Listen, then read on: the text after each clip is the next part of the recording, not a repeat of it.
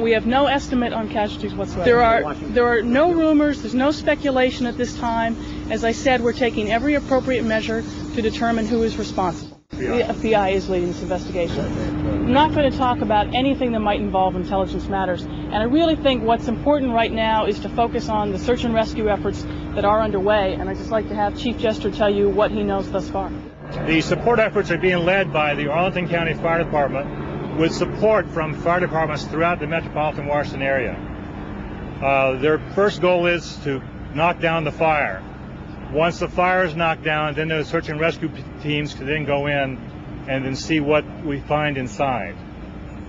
Right now, they're still working on the fire. We have smoke throughout the building. We're fortunate in this part of the building in that the part of where the plane hit, one part of it was just beginning to be occupied, as areas had just been renovated. So part of it was occupied, but not all of it. And then the other area adjacent to that, more behind the heliport station there, some of those areas were the people had moved out to move to what we call the new Wedge 1 area.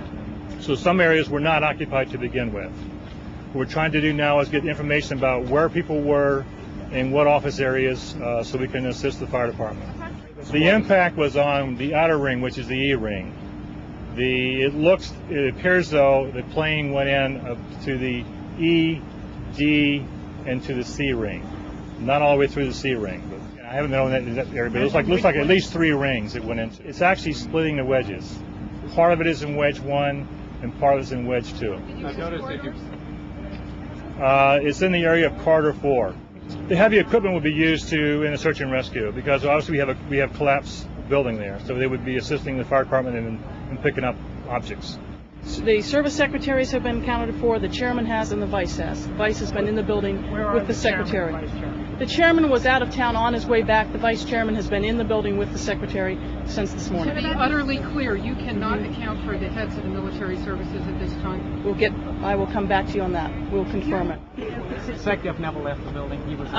He was in his office when he felt the concussion, went down the hallway to see what was going on, went outside the building. He actually came over to the west side and was actually there and helped get some people onto stretchers and into ambulances. But the secretary was outside and helped get some of the injured onto the stretchers, into the ambulances. Then he came back in and has spent most of the time with the vice chairman in the NMCC. The threat conditions are on the highest state.